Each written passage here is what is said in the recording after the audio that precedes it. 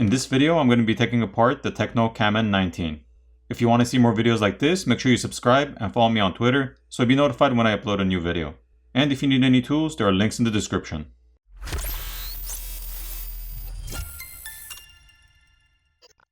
To start off, the SIM tray needs to be removed. Here's a better look at the SIM tray. Next, we'll need to use a hairdryer or a heat gun to apply heat to the back plate to loosen up the adhesive underneath. And then we're going to use a plastic pry tool to pry the back plate off. Here's a better look at the plastic back plate. There are 18 Phillips screws which need to be removed. The top cover can be lifted up and removed. The camera lens covers can be replaced by applying heat and gently prying them off. There's an antenna line drawn on this cover, which is this light gray color line, and there's some graphite film to help transfer heat. Here's a look at the other side. At this point, the battery cable can be disconnected from the main board. Once that's disconnected, we can proceed to disconnect the rest of the cables.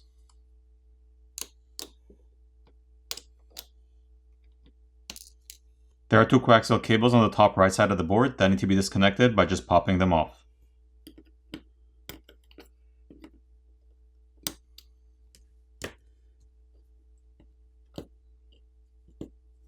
There's a single Phillips screw which is holding on the main board that needs to be removed. Now the main board can be lifted up and removed.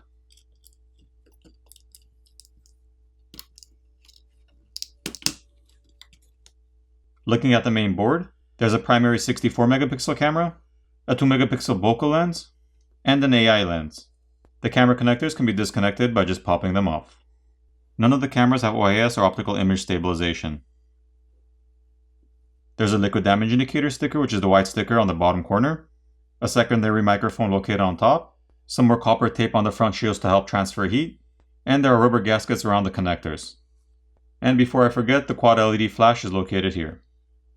The SIM and memory card reader is located on the back, as well as the 16 megapixel front-facing camera. There's a proximity sensor on the top, and copper tape as well as some thermal paste on the back shields. Once that copper tape is peeled back, we can see more thermal paste on the RAM and processor, as well as these chips. The speaker assembly can be lifted up and removed.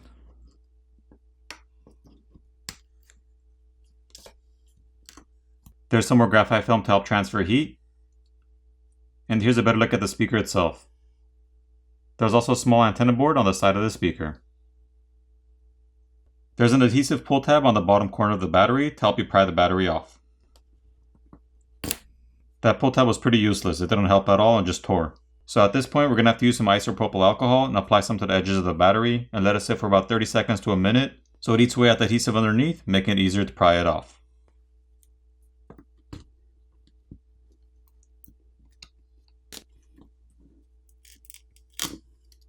Here's a better look at the 5000 mAh battery.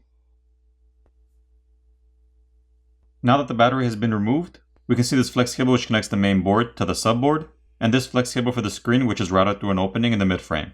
So if you needed to replace the screen, you'd have to remove the back plate, the screws in the top cover, disconnect and pry off the battery, at which point it would give you access to the screen cable, and then you'd heat up the front of the phone where the screen is to loosen up the adhesive underneath, pry your old screen off, apply new adhesive and reapply the new screen, making sure you run the flex cable back through the opening in the midframe, and reassemble the phone. So moving on to the subboard, we have to disconnect the flex cable connecting the main board to the subboard, as well as the two other ends of the coaxial cable.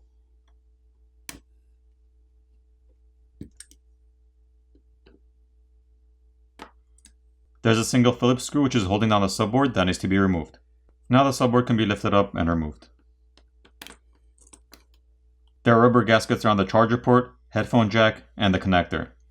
There's another liquid damage indicator sticker which is the white sticker, and the primary microphone is located right here on the bottom. Here's a look at the other side. The vibrator motor is located on the bottom corner and it's held down with some adhesive. This is the flex cable for the fingerprint reader, and the flex cable for the volume keys is located here. If you need to replace either of those, there's a plastic bracket in the frame. You'd have to pull that bracket out of the frame and gently peel off the flex cable and pull out the cables to remove them.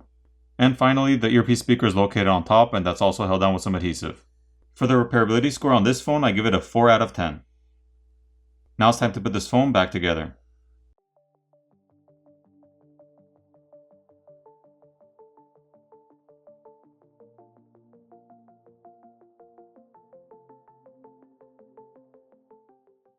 Once everything's back in place, apply new adhesive and reapply the backplate.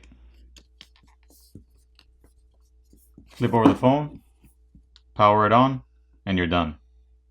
I hope you enjoyed this video, and I'll see you in the next one.